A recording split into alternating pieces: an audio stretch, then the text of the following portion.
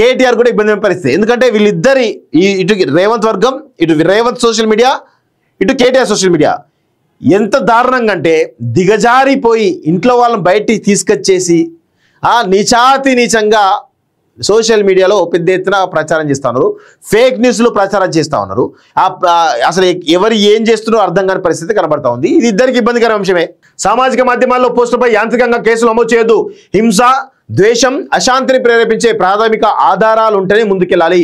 పోలీసులు, మెజిస్ట్రేట్ కోర్టులకు హైకోర్టు మార్గదర్శకాలు జారీ అంటూ చూస్తున్నాం. సో సామాజిక మాధ్యమాల్లోని పోస్టులకు సంబంధించి అందిన ఫిర్యాదులపై కేసులు నమోదు చేసే ముందు ప్రాథమిక విచారణ చేపట్టాలని హైకోర్టు స్పష్టం చేసింది. కేవలం విమర్శనాత్మక అంశాలను సామాజిక మాధ్యమాల్లో పోస్ట్ చేశారన్న కారణంగా క్రిమినల్ చర్యలు కొనసాగించడానికి వీల్లేదని తెలిపింది.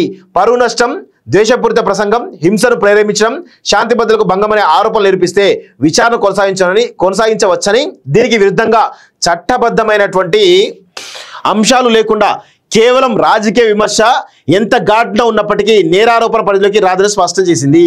సో సోషల్ మీడియాలో ఈ విధమైనటువంటి ఏవైతే విమర్శలు, రాజకీయ విమర్శలు బలంగా ఉన్నప్పటికీ కూడా దానికి క్రిమినల్ కేసులు పెట్టొద్దు అంటూ కూడా ఈరోజు సుప్రీంకోర్టు హైకోర్టు ఒక డెసిషన్ కూడా తీసుకోవడం జరిగింది. కాంగ్రెస్ పార్టీ రాష్ట్ర ప్రభుత్వంపై సామాజిక మాధ్యమంలో పోస్టులు చేశారంటూ అందులో ఫిర్యాదుల మేరకు రామగుండం కరీంనగర్ పోలీస్ స్టేషన్లో నమోదైన 3 కేసులు కొట్టివేయాలంటూ నల్లబాలు ఎల్ఎస్ దుర్గం చైతన్యగూడ హైకోర్టులో పిటిషన్ దాఖలు చేశారు.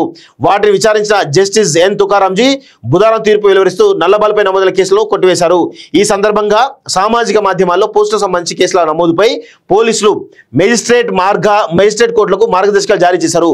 సామాజిక మాధ్యమాల్లో పోస్టులు చట్టబద్ధమైన వ్యక్తీకరణ పరిధిలోకి వస్తాయని కోర్టు భావిస్తుందని పేర్కొన్నారు. ప్రాథమిక హక్కుల పరిరక్షణతో పాటు కేసుల నమోదు, విచారణ యాంత్రికంగా ఏకపక్షంగా జరగకుండా నిరోధించే క్రమంలో ఈ మార్గదర్శకాలు జారీ చేసినట్లు తెలుస్తా ఉంది. సో దాని ముఖ్య మార్గదర్శకాలు చూడండి. పరువు నష్టానికి సంబంధించిన పోలీసులు నేరుగా ఎఫ్ఐఆర్ దాఖలు చేయరాదు. పరువు నష్టానికి సంబంధించినటువంటి కేసులకు సంబంధించి ఎఫ్ఐఆర్ దాఖలు చేయరాదు.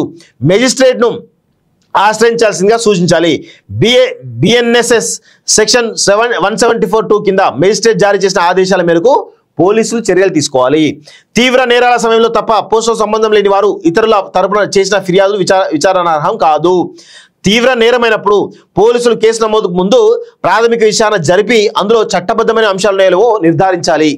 హింస, ద్వేషం, అశాంతిని ప్రేరేపించే ప్రాథమిక ఆధారాలు ఉంటే తప్ప వీటికి సంబంధించిన కేసులు నమోదు చేయరాదు. ఇక్కడ చూడండి, ఇది చాలా స్పష్టం. ద్వేషం ఒకటి సరిపోతుంది. ద్వేషం, అశాంతి ఈ 2 సరిపోతాయి.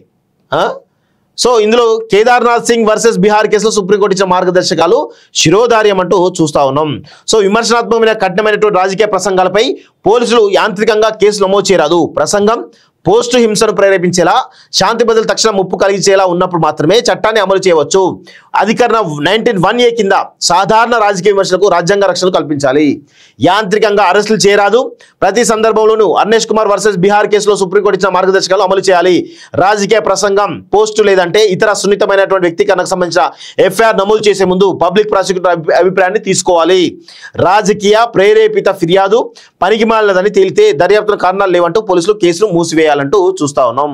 100% ఇది రేవంత్ రెడ్డికి బిగ్ షాక్ గానే కనబడతా ఉంది. సో ఎవరైతే సామాజిక మాధ్యమాల్లో ఈ ప్రభుత్వాన్ని తిడుతూ పోస్ట్ పెడుతున్నారో ఎవరైతే ఉన్నారో వాళ్ళపైన కేసులు పెట్టరాదు అంటూ హైకోర్టు కొన్ని పోలీసులకు, మెజిస్ట్రేట్ కోర్టులకు కూడా ఆదేశాలు జారీ చేసినట్టుగా తెలుస్తోంది.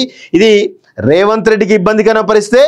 అదేవిధంగా ఇటు కేటీఆర్ కూడా ఇబ్బంది పరిస్థితి. ఎందుకంటే వీళ్ళిద్దరి ఇటు రేవంత్ వర్గం, ఇటు రేవంత్ సోషల్ మీడియా, ఇటు కేటీఆర్ సోషల్ మీడియా ఎంత దారుణంగా అంటే దిగజారిపోయి ఇంట్లో వాళ్ళని బయటికి తీసుకొచ్చేసి నీచంగా సోషల్ మీడియాలో పెద్ద ఎత్తున ప్రచారం చేస్తూ ఉన్నారు.